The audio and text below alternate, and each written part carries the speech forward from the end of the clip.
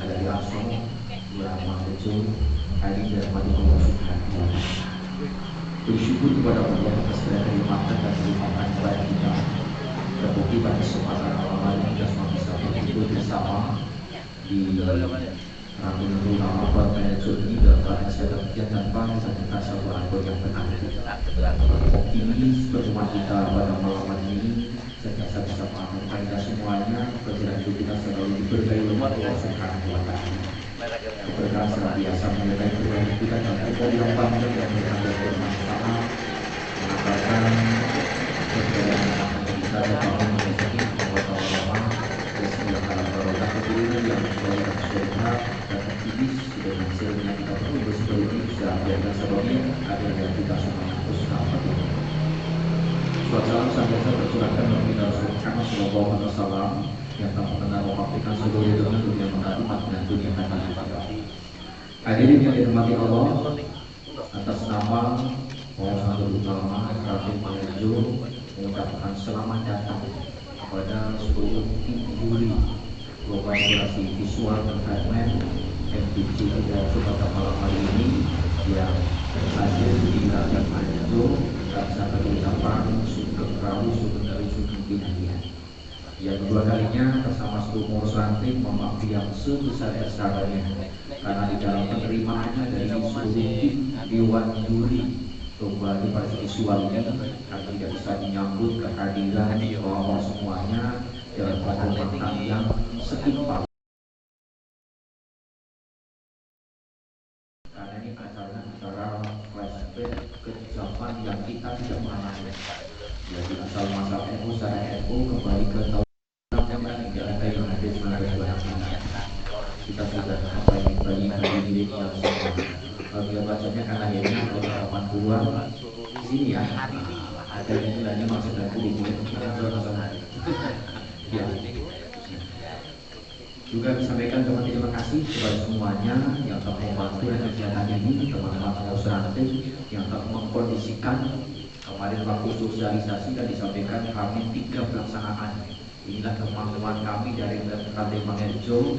Cuma karena zamannya zaman kekinian meskipun dalam rangkaiannya acara kita flashback masa lalu, tapi tampilannya masa kini semua. Hanya satu unsur yang masa zaman India beberapa unsur lah, mejanya yang meja tua tenang. Saya yakin tua mejanya dengan dibagi kursinya boleh tua juga termasuk sepeda tua di situ lah, juga dekorasi saya. Kemudian gambaran singkat tentang konsep daripada perlombaan yang kami angkat. Kemarin Mas Bram menyampaikan dan gambarannya ada monolog Mas Bram ya. Jadi cukup satu orang saja bercerita tentang sejarah yang berulang. Dalam di Mahejo ini tetap mengambil monolog itu, tapi kemasannya kami bikin podcast. Ya, podcast. Mengapa kan gitu kan podcast itu kok rasanya seger gitu lah. Seger. Jadi bicara podcast itu sampai 3 jam pun gak ada yang tahu. Apa kalau udah ngomong nyambung semua saling masuk itu pasti seger sekali rasanya dengan podcast itu. Seger juga. Sehingga ada podcast temanya adalah NU dari masa ke masa. Ini jika lu diambil durasi full sampai subuh nanti belum selesai. Ya. Tapi karena keputusan di Dewan ini durasi adalah 20 menit. Kemarin Mas Bro bilang 15 menit ya Mas. Kalau 15 menit itu menceritakan namanya itu masih kurang Mas. Ya, masih kurang banyak sekali itu. Menceritakan lambang NU itu jagoan sudah berjam-jam itu. Apalagi langsung kita paling vertikal horizontal, filosofi yang ada di dalamnya luar biasa dengan lambang NU itu. Nah, sehingga mengapa kita mengangkat dengan podcast seperti ini? Nanti kami review saja dari podcast yang kami angkat nanti NU dari masa ke masa, tetapi review kami hanya ingin fokus kepada artikulasi Nahdlatul Ulama. Mengapa kok para tokoh dulu bahwa dan teman-temannya itu kok membuat namanya kok Nahdlatul Ulama, ada Nahdlatul, ada apa di situ kan? Ini yang perlu kita bangkitkan bersama-sama. Kemudian yang berikutnya nanti tentang artikulasi daripada lambang Nahdlatul Ulama. Mengapa kami mengerti ini? Karena di Indonesia ini kan NU-nya terkaya dan paling banyak di Indonesia luar biasa. Tapi kalau kita teliti betul, saya yakin tidak ada 20% dari Indonesia yang tahu apa itu Nahdlatul Ulama. Artinya sok aja nggak ngerti. Artinya dulu mah nggak tahu apa itu tentang pemahaman tentang arti dari ulama. Ya cuman NU kita itu cuman mengapa kalau pikir kok pakai tasbih, karena tasbih ada di lambangnya, ini mungkin begitu lah. Tapi banyak filosofi yang dikatakan. Itulah nanti yang akan kita angkat dalam kegiatan podcast malam hari ini. Kemudian nanti kita juga masuk sedikit kepada keberhasilan NU di Indonesia. Apa sih peran NU di Indonesia? Nah, dari sisi peran NU ini kita telah yang paling viral NU ini melejit itu pada zaman masih ada Habibur Syekh Abdurrahman Wahid Gus Dur yang paling terkenal. Semua agama menyatakan bahwa Gus Dur adalah bapak kami. Konghucu aja mengatakan Gus Dur adalah bapaknya orang Konghucu. Hidup Buddha juga mengatakan seperti itu. Bahkan mereka sering menyatakan bahwa bapak pluralisme Indonesia adalah Gus Dur, bahkan dunia kita. Sehingga pada malam ini nanti dalam kegiatan podcast ini saya mengantarkan sebagai sebagai naratornya, kemudian narasumber malam hari ini alhamdulillah dari tim Dewa Juri nanti akan kita pertemukan dengan Gus Bara. Insya Allah nanti juga hadir di acara podcast ini, juga Gus Dur nanti juga hadir di sana. Ya. Jadi nggak tahu-tahu nggak bilang, nggak usah tanya bisaronya berapa, nggak usah. Nanti akan hadir, jadi Gus Bara nanti akan menceritakan tentang bagaimana sih artikulasi dari Nahdlatul Ulama termasuk lambang-lambangnya, kemudian dari sisi fikihnya, usul fikihnya apa sih dari sisi Nahdlatul Ulama, sebenarnya apa sehingga kok bisa sejuk Indonesia sebagai negara multikultur tapi sejuknya luar biasa. Ya nanti dari Gus Bara juga akan menyampaikan termasuk pula Gus Dur dan nanti juga akan ikut mengomentari kita podcast pada malam hari ini. Ada beberapa hal yang nanti termasuk nanti bisa kita tanya juga mengapa Gus Dur bisa diangkat menjadi bapak multikultur begitu kan. Nanti sehingga masyarakat akan ngerti persis lah seperti apa NU dan apa itu artikulasi dari lambang Nahdlatul Ulama. Yang akan kita bahas tuntas dalam malam hari ini. Dan nanti mungkin durasinya antara 20 sampai 25 menit. Ya insya Allah segitu. Nanti soal reviewnya, nah itu bukan wilayah kami, wilayah editing itu nanti terserah Mas Bram dan teman-teman, terserah itu nanti. Begitu saja sekedar mukadimah dari kami. Intinya selamat datang kepada teman-teman Dewan Juri dan selamat datang dengan podcast Nahdlatul Ulama nanti Mangerjo, dan semoga nanti bukan hanya malam ini kita berpodcast. Saya sudah ditantang tadi sama kameramen, silakan datang ke rumah untuk podcast. Silakan Mas, mau judulnya apa? Ayo lah bermain dengan kami. Sudah bersama-sama nanti podcast. Insya Allah dalam waktu dekat kami sudah diundang oleh Mas Yudi, kepala Bikom ya, Bikom di Senja itu untuk podcast bareng berbicara tentang komunikasi tapi ke depan kita bisa berbicara tentang dakwah NU ini coba dengan podcast. Jadi pas ngaji itu kita podcast kan keren, audien nggak jenuh, narasumber juga nggak capek. Kalau tanya bicaranya biasa, kalau podcast itu gratis karena bingung mau dikasih bicara sama kan bingung mesaknya gitu ya. Lebih baik bebas transfer semua saja malah enak podcast kita. Oke demikian Mas Bram sambutan kami, terima kasih ya. Ini sebagai para makanannya ya saya juga ikuti Mas Bram ini. Ya kira-kira ini masuk atau enggak? Mas Nurholis semoga itu temanya seperti itu dan kami angkat. Demikian sambutan kami dari Pengurus Ranting NU Nahdlatul Mangerjo, dan selanjutnya mari kita saksikan bersama-sama, termasuk juga kepada Bapak Ibu yang berada di rumah menyaksikan podcast melalui televisi NU Ranting Mangerjo ini, silakan disaksikan dari manapun juga bisa. Dan lebih tuntas lagi bisa dibuka YouTube-nya MPC Purworejo. Gitu ya. Terima kasih. Assalamualaikum warahmatullahi wabarakatuh. Waalaikumsalam.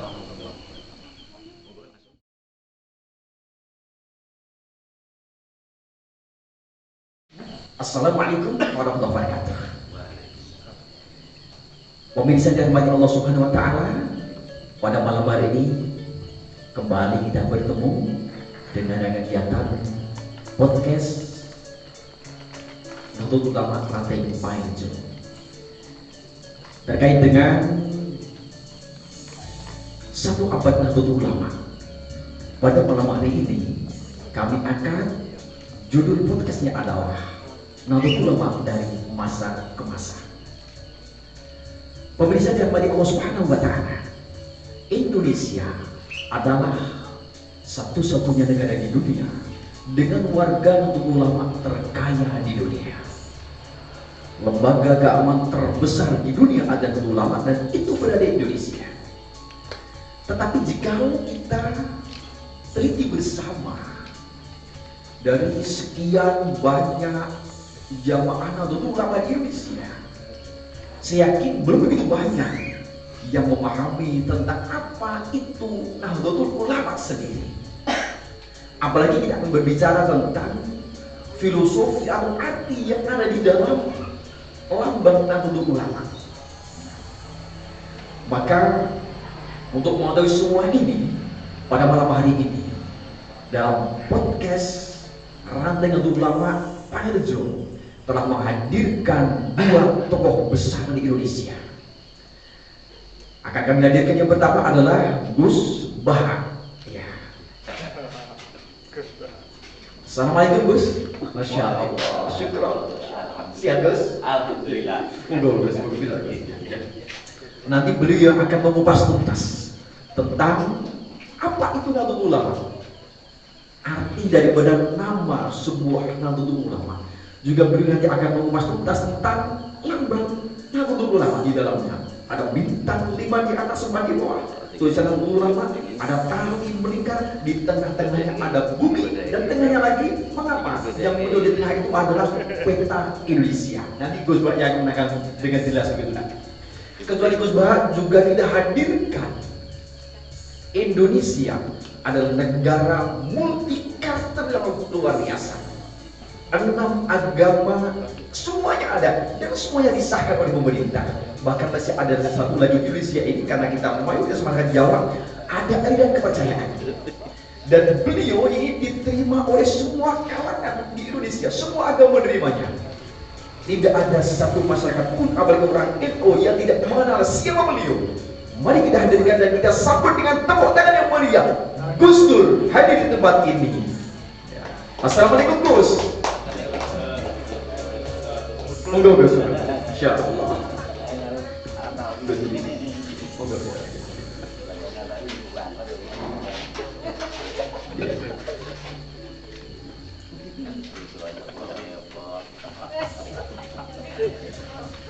Assalamualaikum Gus Dur. Gus Bah sehat? Alhamdulillah. Terima kasih kehadirannya ya, Gus Dur, Gus Bah juga ya.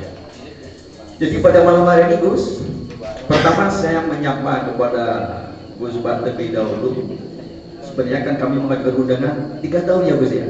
Masya Allah 3 tahun luar biasa.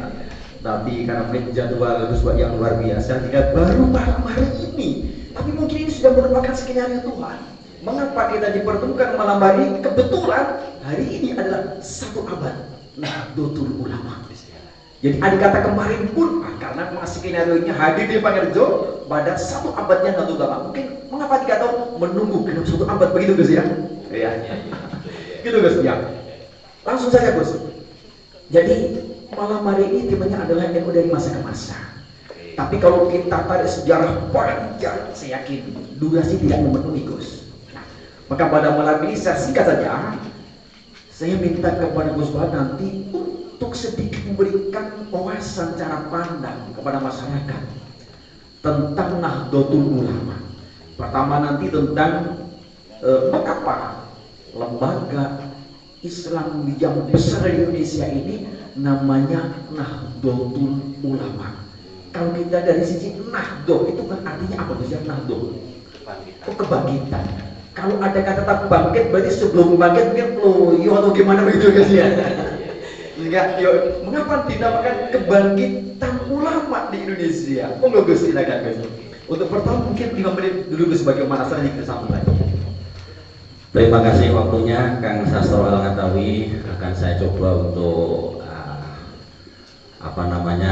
melihat secara historis berdirinya Nahdlatul Ulama, bahwa kurang lebih pada tahun 1924 ada seorang santri dari Syekhona Khalil Bakalan yang namanya Kiai Haji As'ad Samsul Arifin yang rumahnya Situbondo, itu berjalan kaki dari Bangkalan sampai Tebuireng. Nah, apa yang dibawa? Yang dibawa adalah amanah berupa tongkat yang saat itu disampaikan kepada Hadratus Syekh Hasyim Asy'ari. Nah, ketika diterima oleh Kiai Hasyim Asy'ari, Kiai Hasyim Asy'ari terus bertanya, apakah ada pesan lain dari Hadratus Syekh Khalil Bangkalan? Kemudian yang diucapkan oleh Kiai As'ad Samsul Arifin adalah sebuah Asmaul Husna, yaitu ya Jabbar ya Qahar, ya Jabbar ya Qahar, ya Jabbar ya Qahar, sampai 3 kali. Sampai sekarang masih familiar Gus ya? Iya, alhamdulillah sering dibaca oleh anak-anak dari madrasah-madrasah. Di pondok juga Gus ya? Ya, 1 tahun kemudian ini Kang Sastro, tahun 1925, dalam peristiwa yang sama Kiai As'ad Samsul Arifin Situbondo mendapatkan amanah lagi dari Hadratus Syekh Khalil Bangkalan. Ini berjalan kaki lagi ke Teguh Ireng dengan membawa tasbih. Ya, tasbih dari untayan tasbih yang 99 ini juga mengandung Asmaul Husna. Nah, kondisi tasbih ini dikalungkan di lehernya Kiai As'ad Samsul Arifin. Saat itu Kiai As'ad Samsul Arifin tidak berani sama sekali menyentuh. Nah, karena ini sebuah amanah. Sampainya Teguh Ireng disampaikan kepada Hadratus Syekh Hasyim Asy'ari. Hadratus Syekh Hasyim Asy'ari mengambil sendiri. Kemudian dia bertanya lagi, jawabnya juga sama, ya Jabbar ya Qahar, ya Jabbar ya Qahar, ya Jabbar ya Qahar, sampai 3 kali. Nah, dengan itu Hadratus Syekh Hasyim Asy'ari ini membaca suatu alamat ataupun isyarat bahwa Syekhona Khalil Bangkalan ini sudah memberikan, atau Allah Subhanahu wa Ta'ala ya, ini sudah memberi isyarat bahwa kita sudah boleh untuk mendirikan suatu jam'iyah. Nah, gitu. Nah, ini latar belakang sejarahnya. Nah, tidak lama kemudian Kiai Wahab Hasbullah ya, termasuk perguruan dari Syekhona Hasyim Asy'ari di Bangkalan, ini membaca suatu atau merespon suatu problematika keagamaan secara Nusantara bahkan secara global di dunia, bahwa saat itu ada keputusan ataupun kebijakan dari dinasti Saud yang ada di Saudi Arabia. Nah, apa yang menjadi kebijakannya, yaitu bahwa dinasti Saud ini akan membumi hanguskan makam Nabi Muhammad SAW dan akan membinasakan prinsip-prinsip khilafah atau bermadhab, prinsip-prinsip bermadhab yang ada di dunia ini, termasuk yang ada di Indonesia. Dihapus betul? Ya, dihapus. Nah, untuk itu Kiai Wahab Hasbullah ini segera bergabung dengan suatu organisasi yang namanya Sentral Komite Khilafah. Nah, di situ CCC. Nah, kemudian dari upaya-upaya itu ditempuh bagaimana untuk bisa melobi Raja Saud yang ada di Mekah. Namun gagal. Ketika gagal, terus berupaya Kiai Wahab karena saking cerdasnya membentuk suatu komite Hijaz. Komite Hijaz ini dibentuk di Surabaya, terpilihlah Kiai Raden Asnawi Kudus sebagai ketuanya untuk bisa dikirimkan menjadi delegasi dari Indonesia ke Mekah. Karena ke Mekah tahun 26 insya Allah akan ada yang namanya Muktamar Dunia. Saat itu dari kebingungan itu terjadi suatu istikharah ya, yang akhirnya terjatuhlah suatu nama. Nah, nama itu melalui istikharah yang akhirnya istikharah Kiai Hasyim Asy'ari dan Kiai Wahab Hasbullah jatuhnya pada gurunya yaitu Syekhona Khalil Bangkalan, dan keputusan nama Nahdlatul Ulama itu dicetuskan oleh seorang kiai namanya Kiai Mas Alwi bin Abdul Aziz. Kemudian untuk lambangnya ini oleh Kiai Ridwan Abdullah, di mana seorang kiai yang alim sekaligus pandai melukis ini. Kemudian munculnya tiba-tiba Nahdlatul Ulama gimana Gus? Nah, nama Nahdlatul Ulama ini diusung oleh Komite Hijaz ini karena kebangkitan ulama di Indonesia ini akan menjadi suatu cara Jawa niki dan Raja Saud itu bisa irit-irit. Lelah gini ya. Ya. Untuk mempunyai visi jangan sampai makam Rasulullah dan prinsip-prinsip bermadhab ini dihapuskan. Kemudian berarti kan Nahdlatul Ulama bukannya di Indonesia berarti kan Pak? Gimana? Bukannya di Indonesia berarti Nahdlatul Ulama itu sendiri? Nahdlatul Ulama ini di Indonesia, lahirnya di Indonesia. Nah, Kemudian tidak lama kemudian saya lanjutkan dia, lambang Nahdlatul Ulama itu sendiri juga melalui istikharah oleh Kiai Ridwan Abdullah selama 1,5 bulan ini berhasil membuat suatu lambang yang memiliki filosofi yang luar biasa seperti ini. Nanti bahkan filosofi ini tidak akan diubah dari tahun 26 sampai sekarang. Sampai sekarang. Ya. Nah, timbulnya organisasi Nahdlatul Ulama pada tanggal 31 Januari 1926 bertepatan dengan tanggal 16 Rajab. 16 Rajab. Sekarang tanggal berapa ini? Jadi kurang pas kalau malam ini Lanjut lagi. Sekarang lagi. Harusnya kita mundur berarti ya. Kalau nasionalnya kan pas ya? Iya, kalau nasional enggak. Ini tahun Hijriah. Oh, Hijriah. Kalau Ya, tahun ya. 2020 Ya, itu peringatan 97 NU. NU. Ya. 2023 pas 1 abad. Pas ini. 1 abad. Iya, itu kan, gitu kan. Ya, gitu ya. Ya. Nah, mengenai lambang, kalau boleh saya jelaskan sekalian ya. Bahwa Kiai Ridwan Abdullah ini membuat lambang Nahdlatul Ulama filosofinya adalah pertama yang gambar jagat atau bumi. Wah, yang di tengah Gus ya? Yang di tengah ini bahwa jagat atau bumi adalah tempat bermukimnya manusia. Semua manusia hidup di bumi. Manusia hidup di bumi. Dan di tengah-tengahnya ada gambar peta Nusantara. Artinya apa? Bahwa Nahdlatul Ulama ini timbul embrionya berada dari Indonesia. Kemudian selanjutnya adalah gambar tambang. Nah, yang berikan Gus ya. Nah, tambang itu adalah simbol ukhuwah atau persaudaraan. Di sini kalau tambang itu kan larinya kenceng Gus. Itu kan lepas ke bawahnya. Ada filosofinya. Oh, filosofinya berarti ya. Ini kan Sastro. Ya. Untuk yang tambang, kenapa kok tidak kenceng? Iya, nggak kenceng. Ini filosofinya adalah bahwa Nahdlatul Ulama dalam bersikap baik dalam beragama, sosial maupun berpolitik adalah fleksibel dan dinamis. Jadi tidak kaku. Jadi punya prinsip pada begitu ya? Punya prinsip. Ada prinsip-prinsip Nahdlatul Ulama gitu ya? Ada. Wah, ada ya. Ada 3 prinsip Oh, 3 prinsip, Ulama ya. dan belum lama Gus? ditambah 1. Wah, ya. Yang pertama adalah tawazun. Tawazun. Nah, ini bersikap seimbang. Seimbang. Yang kedua adalah tawasud, tengah-tengah. Ya. Tawasud ini tidak bersikap tatoruf. Tatoruf kata Kiai Bisri Mustafa guru saya itu adalah memojok. Memojok itu berarti ekstrim. Ketika di tengah-tengah NU bisa diterima di mana? Di mana-mana. Nah, itu namanya tawasud. Kemudian yang ketiga adalah tasamuh, toleransi. Nah, ukhuwah Islamiyah ada toleransi sesama agama Islam. Ukhuwah basyariyah, toleransi sesama manusia. Ya. Toleransi ukhuwah watoniyah, toleransi sesama bangsa. Ya, Nah, warga negara. itu. Nah, dan yang terakhir yang belum lama ditambah adalah ta'adul, yaitu adil. Ukhuwahnya mungkin bisa ditambah Gus? Ya, Ukhuwahnya bisa ditambah mungkin? Ada basyariah, ada watoniyah. Tadi satunya lagi apa Gus? Islamiyah. Satu lagi dong. Ta'adul apa?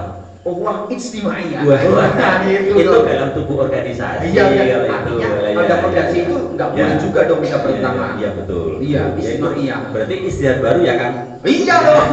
Ya kondisional kan kondisi kan begitu Gus. Oke. Harus ada ukhuwah ijtimaiyah ini. Iya. Hanya dalam berorganisasi bagaimana caranya itu bisa ya tasamuh begitu kan? Iya, Nah, betul. gitu kan. Iya. Kemudian saya lanjutkan. Ya, monggo Gus. Tali itu memiliki 99 untaian yang Begitu ya. Artinya adalah itu asmaul husnanya Allah. Iya. Dan di bawahnya ada 2 simbol. Saya terbayang tasbih tuh Gus. Ada 99 terbayang tasbih itu. Oh, Kan 3 kali 3 itu. iya, tapi itu tidak ada hubungannya dengan itu. Iya, begitu ya. 99-nya itu. Oh, gitu yang ya. merupakan asmaul husnanya Allah, sifat ya. baik, sifatnya Allah yang baik. Nah, kemudian yang di bawah itu ada simbol. Simbol itu menunjukkan adanya satu hablum minallah wa hablum minan nas. Vertikal horizontal. Hubungan vertikal kepada Allah dan hubungan horizontal terhadap sesama manusia, sama makhluk itu. Kemudian saya lanjutkan lagi ya supaya waktunya nanti biar tidak terlalu Ya. panjang. Untuk yang bintang. Nah, bintang. Ya. Mengapa kok nggak sama atas 5, bawah 4 dan yang tengah besar gitu Gus? Ini. Untuk yang 5 di atas jagat itu yang 1 menunjukkan adalah Rasulullah Muhammad SAW. Yang tengah besar. Ya, yang tengah besar. Kemudian yang 4 di sampingnya itu menunjukkan khulafaur rasyidin, sahabat Abu Bakar As-Siddiq, sahabat Umar bin Khattab, Utsman bin Affan, dan sahabat Ali bin Abi Thalib radhiyallahu anhu. Dan yang 4 di bawahnya menunjukkan madhab 4 bahwa Nahdlatul Ulama ini mengikuti salah satu dari 4 madhab, Imam Hanafi, Imam Hambali, Imam Syafi'i, dan Imam Maliki. Jadi kalau ada orang NU yang mengikuti madhab Hanafi dan madhab Maliki, ya udah apa-apa, boleh saja. Ya, tidak harus semuanya Syafi'i semuanya. Yang penting mengambil di antara salah satu. Dan ini jumlahnya semuanya total ada 9, menunjukkan itu adalah jumlah wali songo yang menjadi penyebar agama Islam di Nusantara. Gitu saja sementara. Terima kasih Gus. Jadi kan kalau seperti kan jamaah Nahdlatul Ulama jadi tahu persis itu Gus. Apa sih mengapa dinamakan Nahdlatul Ulama? Artinya menjadi warga NU nggak boleh loyo, namanya aja Nahdlatul kan bangkit gitu kan? Harus semangat gitu kan? Oke. Apalagi kalau kita sudah pelajari filosofi dari lambang tadi itu loh. Iya, dari ada bintang, ada bumi, kemudian ada tali itu ya tadi ya. Kan masih jadi paham seperti ini. Kan jarang ini materi seperti yang kita bedah malam hari ini, kita membedah podcast dengan filosofi di balik lambang Nahdlatul Ulama. Artinya masa kita itu yang namanya NU pokoknya kapan masih ada undangan ke duren, gitu kan? Puputan, potong rambut, tahlilan gitu kan? Padahal mempelajari lambangnya saja kita udah pinternya luar biasa. Maka ke depan perlu ini kita kembangkan pemahaman tentang Nahdlatul Ulama termasuk lambang-lambangnya Gus. Cuma satu saya tertarik ini Gus, setelah mendengarkan paparan tadi ini. NU ini kan cukup tua di Indonesia Gus. Gimana? Cukup tua. Meskipun lebih tua saudara kita gitu kan. Iya, betul. Tapi cukup tua juga, 1926 kan sangat tua sekali. Saya tertarik ada satu yang harus dibedah lagi Gus. Sedikit aja tapi nanti Gus menyampaikannya. Apa sih peran NU di NKRI ini? Oh, gitu ya. Iya. Mungkin langsung saja mungkin awal masuk ke dari sisi multikulturnya mungkin bisa. Belum, nanti dulu. Di awal kemerdekaan ini ketika terjadi muktamar di Surabaya. Bertepatan tanggal 22 Oktober 1945. Itu Bung Tomo meminta fatwa oleh Hadratus Syekh. Bagaimana hukumnya melawan penjajahan. Hukumnya saat itu dimusyawarahkan oleh para ulama yang ada di Surabaya. Hukumnya adalah jihad ataupun perang suci. Berarti wajib itu. Wajib hukumnya.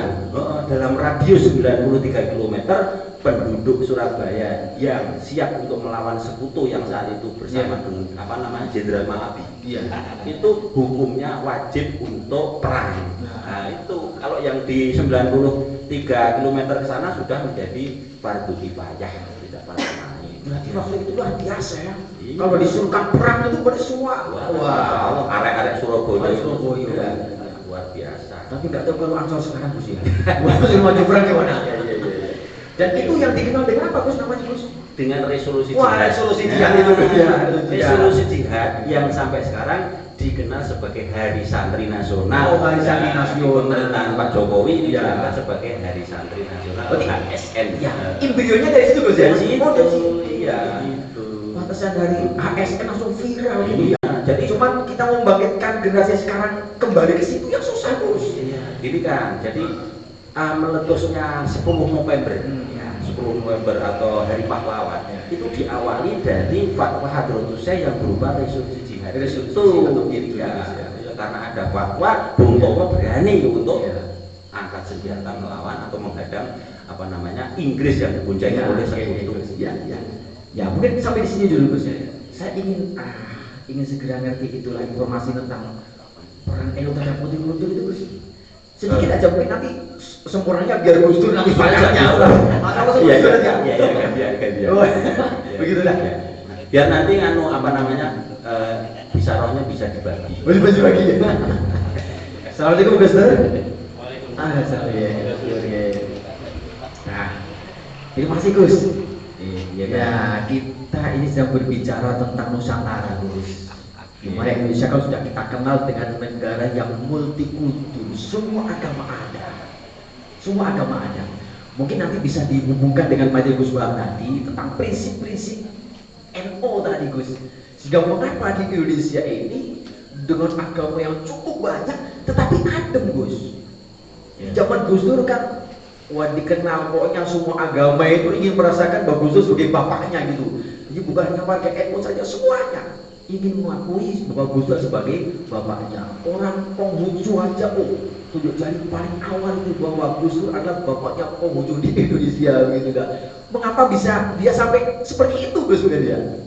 Ya, jadi gini Kang ya. Jadi negara kita NKRI itu kan berdasarkan UUD 1945 dan kita punya semboyan Bhinneka Tunggal Ika. Oh, Bhinneka Tunggal Ika. Berbeda-beda tapi tetap satu semboyan. Jadi di Indonesia ini banyak sekali terdiri dari berbagai suku, berbagai ras, berbagai macam suku, ras dan agama. Agama aja ada Islam, Kristen, Protestan, Hindu, Buddha, Katolik, Konghucu. Ya. Jadi ini perbedaan itu yang multikultur itu merupakan anugerah dari Allah, anugerah dari Tuhan Yang Maha Esa. Jadi jangan kita buat sebagai suatu ancaman, sebagai suatu permusuhan gitu. Jadi bagaimana kita membuat perbedaan itu sebagai potensi bukan suatu ancaman. Agama aja itu yang perbedaan itu diperbolehkan, yang tidak diperbolehkan itu dalam perpecahan. Jadi gini, tadi sudah disampaikan oleh Gus Bahak tadi juga untuk memberikan kedamaian gitu ya, itu kita ya, jadi kita harus ngomong semuanya dari berbagai macam suku, agama dan ras gitu. Ya, mungkin itu kan. Betul Gus ya. Ini kan di Indonesia kan agamanya banyak sekali Gus. Ya. Gus Dur ini sebagai PBNU. Memang nggak repot Gus ngurusi semua agama di Indonesia semua gitu. Begitu aja orangnya. Kita beda-beda itu ya jangan dibuat repot ya. Mungkin kita memberdayakan potensi masing-masing keberagaman itu kita jadikan satu, kita bersama-sama membangun Indonesia gitu ya. Jadi yang membuat repot dan susah itu sebetulnya itu oknum-oknum saja ya, oknum yang ingin mencerai-beraikan dari ya. pikirannya sendiri yang bikin ribet Ya, begitu kan. Ya. Sebenarnya kalau kita masuk ke Al-Quran Al-Hujurat 13 kan ada apa syu'uban wa qawban dan ta'aruf gitu kan ya. Gus Bahak gitu kan sebenarnya. Iya. Itu kan semuanya kepada manusia kan, bukan sekelompok agama kan semuanya kan ya ayyuhan nas gitu ya Gus Bahak ya. Inna khalaqnakum min dzakarin wa unsa wa ja'alnakum syu'uban wa qabailan, berbangsa-bangsa bersuku-suku tetapi lita'arufu begitu lah. Lita'arufu tadi kalau saya memaknai lita'arufu itu bukan sebatas mengenal nama gitu, tapi kenalilah perbedaan dan ciptakan kebersamaan bersama mereka. Itu lita'arufu begitulah. Mungkin begitu Gus ya. Iya betul. Oke. Mungkin ada lagi Ya, atau mungkin karena apa ya, podcast ini kan sudah lama nggak tunggu-tunggu sebenarnya ini. Mungkin di review aja Gus Bahak, sedikit aja review 1 menit Gus ya. Oke. Jadi perjalanan NU dari masa ke masa ya. Ini kita intinya adalah kita harus bersyukur dan berterima kasih terhadap para ulama yang telah ya mempertahankan NKRI ini sehingga di Republik Indonesia itu tidak mudah dijajah, tidak mudah dipengaruhi oleh negara asing dan orang-orangnya tidak mudah perang ya, karena ada prinsip-prinsip yang tadi telah saya sebutkan, tawazun, tasamuh, tawasud dan ta'adul. Tapi coba kalau di Afghanistan ya orangnya Islam semua. Nah ini kan orang Islam dari 20 kabilah, 20 suku ini berperang ya. masing-masing mengangkat bedil dengan mengatakan Allahu Akbar. Yang sana mengangkat bedil Allahu Akbar. Sebenarnya sama-sama takbir Islam. Sama-sama ya. Dengan adanya NU yang moderat di Indonesia ini kuat jadinya. Karena apa? Khairul umur ausat, sebaik-baik perkara adalah yang sedingan. Dan tidak lama ini negara Republik Indonesia ini mencanangkan moderasi beragama, yaitu dalam sedengan dalam itu beragama, tidak ekstrim terlalu kaku, ekstrim kanan, ekstrim kiri, tengah-tengah aja ya. Sehingga kalau kita bisa menerapkan moderasi berarti kan ada humanisasi antara keduanya. Betul. Apapun juga agamanya kita manusiakan. Betul. Humanisasi itu kan memanusiakan manusia. Itu kan. Ya prinsipnya seperti itu. Ya, betul ya. Memanusiakan manusia.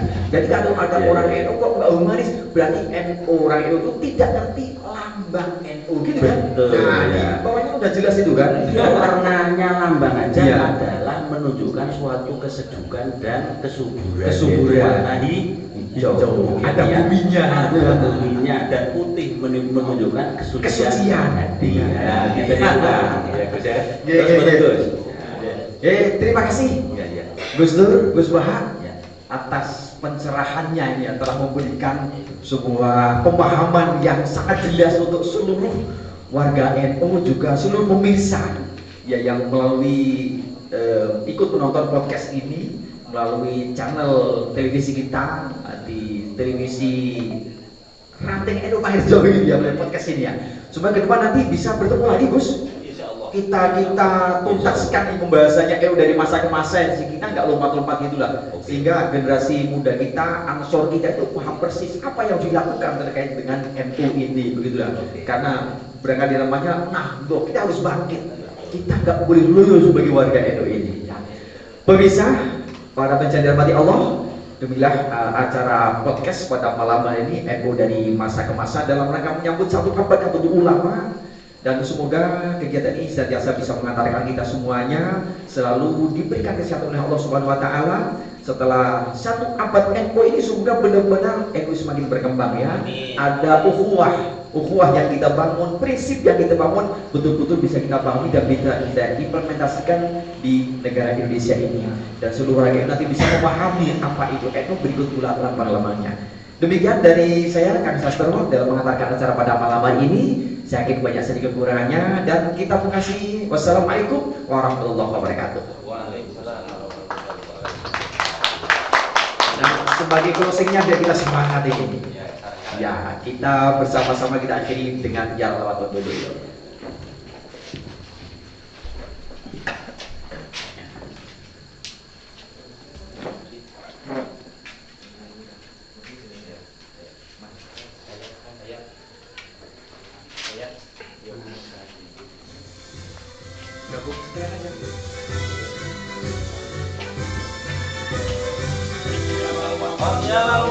Ya al-waton Qur'ul waton minal iman Wala takum minal hirman Inhadu ya al-waton Ya al-waton, ya al-waton, ya al-waton Qur'ul waton minal iman Wala takum minal hirman Inhadu ya al-waton Indonesia biladi anta unwanu wa homa kullu man ya'tika yawman qami'ayyal qaimama kullu man ya'tika yawman qami'ayyal qaimama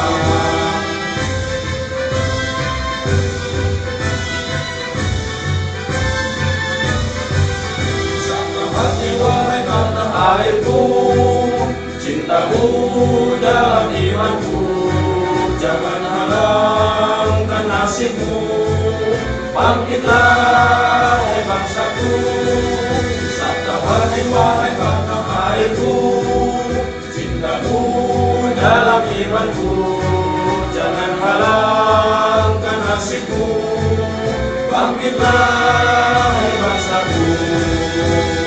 Indonesia Indonesia negeriku, engkau panji martabatku. Siapa datang mengancammu, kan binasa di bawah durimu. Siapa datang mengancammu, kan binasa di bawah durimu.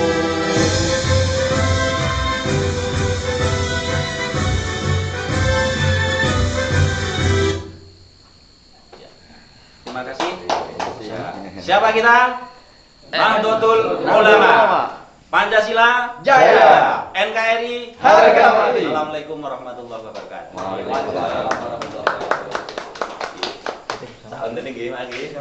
Foto bersama Rian nggih. Di depan sini. Gus Dur bisa minta tanggapannya untuk acara di malam hari ini. Oh ya, alhamdulillah malam pada malam ini dari malam yang cerah, alhamdulillah bisa berjalan dengan lancar, tidak ada hal satu apa. Sukses untuk MBJNU Projo dan PRNU Pangenrejo, dan sukses untuk NU semuanya. Sukses. Tambahi satu kata-kata yang khas dari beliau. Begitu aja kok repot.